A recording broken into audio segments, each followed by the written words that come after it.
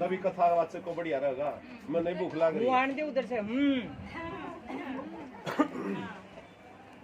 तो जैसे ही उन्होंने सारे भाइयों में बड़ा प्रेम था, मिलजुल कर रहते थे। एक बार कार्तिक मास के कृष्ण पक्ष की इसी प्रकार की चौथ का व्रत आया। गरवा नाम है माता पार्वती, माता गोरा का एक नाम, और भगवान गणेश जी के साथ माता पार्वती बैठी, वही करवा है चौथ माता। चौथ माता भी कहते हैं और गणेश जी भी कहते हैं। और 12 महीने की अलग अलग चौथ आवे जी, कोई पुत्र के लिए, कोई पति के लिए, कोई संतान के लिए, कोई रोग के लिए, कोई इसलिए 12 चौथ माताओं का अलग अलग महत्व है। आज की जो चौथ माता है ये सौभाग्य के लिए होती है जी, कार्तिकेय कृष्ण पक्ष की चतुर्थी का व्रत। तो जैसे ही वो वीरमती अपने भाइयों के साथ रहते थे, सारे भाइयों में प्रेम था। एक बार दोपहर के समय सारे भाई जैसे भोजन के लिए आए तो उन्होंने माता से कहा कि उसको बहन को ही बुलाओ, वही खाना खावांगे। बोले ना ना, आज तो व्रत रखा है, जब शाम को चंद्रमा उदय होगा, हमारा दिन का साक्षी सूर्य है, रात का साक्षी चंद्रमा है। चंद्रमा मन का कारक है, चंद्रमा शुद्धि का कारक है, चंद्रमा शांति का कारक है। सारी औषधियां चंद्रमा से बनती हैं और सारे जो ज्वार भाटा इत्यादि चंद्रमा से आता है। और जो सारे रोगों को दूर करे है ये सूर्य देव है। तो दिन का साक्षी कौन? सूर्य। और रात का साक्षी कौन? चंद्रमा। और उनका भी साक्षी एक जल का घड़ा रखा, ये भी करवा माना गया है। इसी में सारे देवताओं का वास है। और दीपक लगा लेते हैं, वो भी साक्षी होता है। जल और अग्नि दोनों साक्षी हमारे कार्यों के, जो हम काम कर रहे हैं ना उसके साक्षी अन्न और ये जल और अग्नि देवता है। ये भी देव रूप माना गया है। भगवान का वैसे तो कोई आकार नहीं है, कोई नाम नहीं है, कोई रूप नहीं है, बस उसको महसूस कर सकते हैं। और कहा नहीं है, सब जगह है वो, बस उसको महसूस करें। उसके लिए कोई हम शब्द बोल ही नहीं सकते, कोई आकार नहीं दे सकते, कोई नाम नहीं है, कोई रंग नहीं है, कोई रूप नहीं है, बस महसूस की बातें हैं। तो जैसे उन्होंने व्रत किया, बोले वही रात को चंद्रमा निकलेगा, उसको निकलने के बाद अब कभी 8 बजे, कभी 9, कभी 9:30, ऐसे लोग 8:30 के आसपास निकल जाता है चंद्रमा। तो जैसे ही रात को चंद्रमा निकलेगा, उनको अर्घ देने के बाद ये व्रत खोलेगी। सारे भाइयों ने सोचा कि वो हमारी बहन तो बड़ी दुखी रहेगी, सारे दिन बड़ा प्रेम था, उन्होंने प्रेम के द्वारा तोड़वाया जी व्रत अपनी बहन से, प्रेम के कारण। जैसे कहा कि भाई एक भाई को ड्यूटी लगा दी, वैसे अग्नि चढ़ा, तो भाई कृत्रिम नकली चंद्रमा बना दे। एक भाई ने कहा भाई लोटा जल दे दे। जैसे उसने नकली चंद्रमा को अर्घ दिया, सबको कहा कि आज आप लोग भी आ जाओ भाई। उन्होंने कहा कि भाई बोली हो रही है, दिन में कभी चंद्रमा निकले है, रात को निकलेगा तो 3 बजे, पहला 3 बजे। तो उन्होंने कहा कि मैं नकली चंद्रमा है, अभी तो रात को निकलेगा, उसको रख देंगे। वो अपनी भाभीयों की बात को विश्वास नहीं किया और जैसे चल पड़ी अर्घ देने के लिए। अर्घ दिया भाई, अर्घ खोलने के बाद भाई व्रत खोले। व्रत खोलना भी जरूरी है, बिना पारण से कोई व्रत नहीं लगता, बिना उद्यापन से कोई व्रत नहीं लगता। उद्यापन का अर्थ है कि जो नियम ले रखे है उसको छोड़ना ही उद्यापन है। तो जैसे ही भोजन पे बैठी पारण करने के लिए, सारे भाई भी बैठे थे। पहले मैं निवाड़ा आ गया, घर बार कहता हूँ भाई बाड़ों को संवार के रखो, इसलिए मैंने कहा था, यही सारा था मेरा।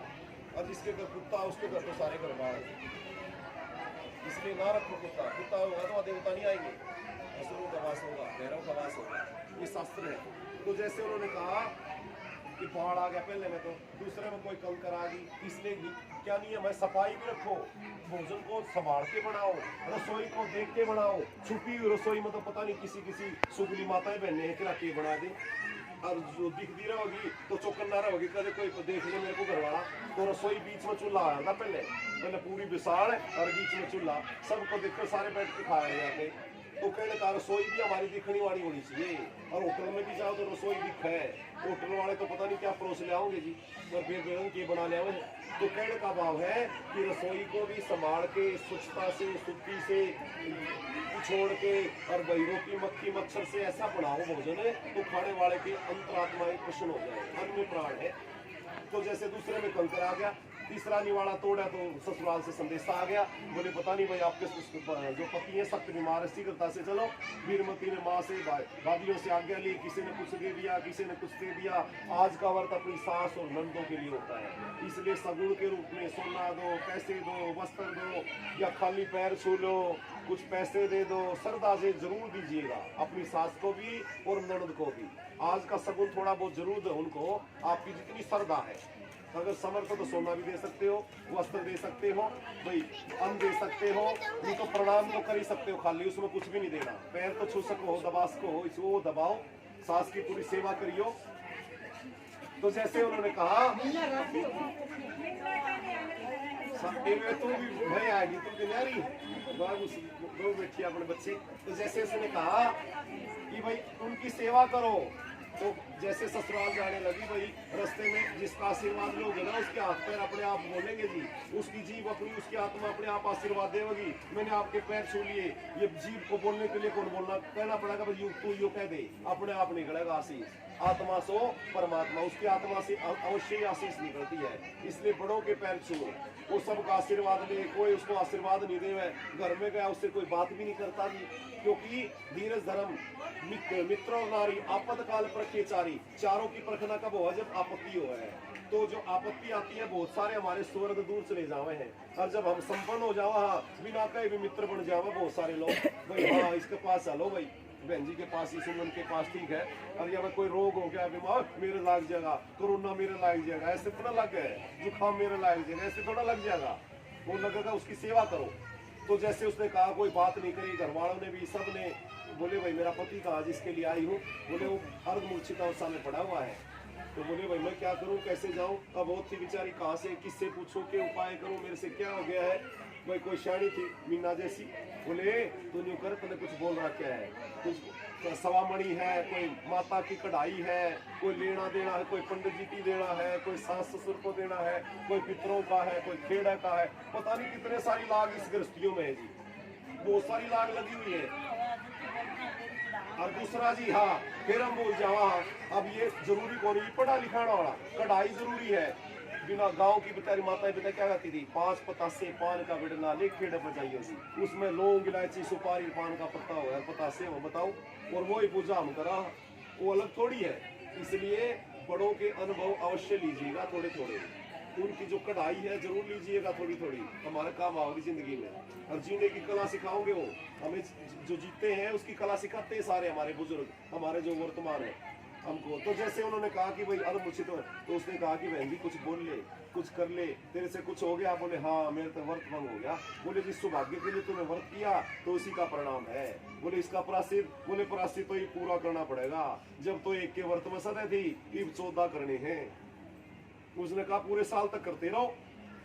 जैसे ही मंगसर की आई चौथ माता, उसको प्रणाम किया, बोले छोड़ मेरे पैर, मैं तो छोटी सी हूँ, मेरा के मैं तो पता नहीं के गणिया दे देने वाली हूँ, तिल दे हूँ, बच्चों को दे हूँ, मेरा काम नहीं है। आने वाली माता पर बढ़िया वो तेरा आशीर्वाद देगी, तू वर्क करती रहो। उसके साथ साथ पति की सेवा भी करे, घर के कार्य भी करे, साफ सफाई भी रखे, सारे कार्यों में निपुण थी, सारे काम करती रही, श्रद्धा से, भक्ति से, विश्वास से चौथ माताओं का वर्क करती रही। लेकिन जो भी चौथ माता है वो कहो कि वो तो छोटी वो आने वाली बड़ी है, तेरे को आशीर्वाद वही देगी, विनायक जी या माता पार्वती या गोरजा माता। तो जैसे जाने लगी मंगसर की, उधर से आ जी, मंगसर पो माँ फागुन चैत वैसाख जेठ साठ सावन माता आती रही, सब कहती रही वो बड़ी है वो बड़ी है वो बड़ी है। जैसे कार्तिक की चौथ माता आई, उसने अपना सारा नियम किया, अपने साफ सफाई की, अच्छे वस्त्र धारण किए, पति की सेवा करी, लिपाई पुताई करी, और जल का संकल्प लेकर के जो हमने करवाया है, बिना संकल्प कोई काम नहीं होता जी। इसलिए उन्होंने संकल्प किया कि आज मेरा ये नाम है, ये गोत्र, मैं ये काम कर रही हूँ। जैसे संकल्प का जल छोड़ा तो चौथ माता प्रकट हो गई भाव से।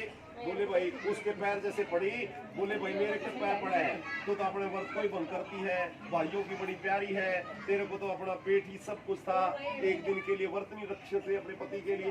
फिर उसने क्षमा करी, क्षमा मांगी, माता रानी मेरे को माफ करो, जो गलती होगी उसने क्षमा करो, और मेरे को सौभाग्यवती होने का आशीर्वाद नहीं प्रदान करोगी तो मैं आपके पैर नहीं छोड़ूंगी। जैसे पैर पकड़े तो माता रानी ने अपनी रोड़ी है और मेहंदी है, सिंदूर है, सब का ही मिक्स करके छिटका जैसे लगाया उसके पति पर, पति बैठ कर खड़ा हो गया। भगवान के लिए कोई बड़ी बात नहीं है जी, ये तो हमारे लिए बड़ी बड़ी लगे हैं, उनके लिए तो क्षण मात्र है। आँख खोल दी तो सृष्टि बन गई, आँख बंद कर दी तो सृष्टि खत्म। तो जैसे उन्होंने आशीर्वाद दिया तो उसका पति बैठ कर उठ गया, बोले बहुत सोए बहुत सोए बहुत सोए। बोले महाराज मैं तो 1 साल से सो रही हूँ, और आप तो कोई सोए हो, लेकिन मेरी श्रद्धा से, विश्वास से, भक्ति से और माता की कृपा से मेरे को अपना सौभाग्य मिल गया है। अतः ऐसा कह करके चौथ माता तो अंतर्ध्यान हो गई। बोले चौथ माता ने मेरे को आपको दिया है, इसलिए इसका उद्यापन भी करूंगी। बोले कर भाई देवी। उद्यापन के लिए क्या क्या करना, बोले भाई 14 करवे लाने हैं, वस्त्र लानी है, चुनरी लानी है, श्रृंगार का सामान है, और जो भी सुहागण होते हैं उनको मुझे देना है। तो जैसे ही अलग तो कर ही रखा था घर से, उसको जो बंदी को कहा चलो आज करवा चौथ है, वो पता नहीं करेगी कि नहीं करेगी, वर्ग तो कहाँ रखने वाली है।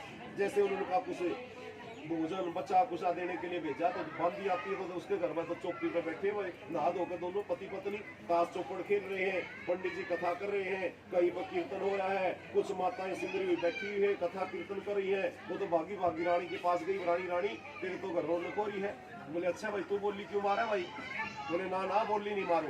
जैसे ही रानी चली, उधर से उस बहू ने भी 14 करोड़ों को मिर्चा और उनका पूजन किया, और जैसे ही सास को देने के लिए चली गई तो रास्ते में सास और बहू की दोनों का मिलाप हो गया। सास ने कहा कि कैसे आनी कैसे जानी? बोले माता रानी मेरे को आना जाना पता नहीं, मेरे को ज्ञान नहीं, मेरा भंग हो गया था, और किसी की सही सलाह से, माता रानी की कृपा से, मेरे श्रद्धा से, विश्वास से मेरा अटल सौभाग्य प्रदान किया है। तो वो रानी बड़ी प्रसन्न हुई, सारी नगरी में ढिंडोरा पिटाया कि हर कोई चौथ माता का व्रत करो। अतः हे चौथ माता, जैसे साहूकार की बेटी और बहू को यथा योग्य आशीर्वाद दिया, उसी प्रकार हमें भी अपने सौभाग्यवती होने का आशीर्वाद प्रदान करे। बोल चौथ माता की। एक गणेश जी थे, बुढ़िया माता थी जी, वो 2-3 में सुना रही, दूसरी सुना रही। तो जैसे वो गणेश जी के मंदिर में जाती थी पूजा करने, भाई गणेश जी के मंदिर में गई, पूजा कर रही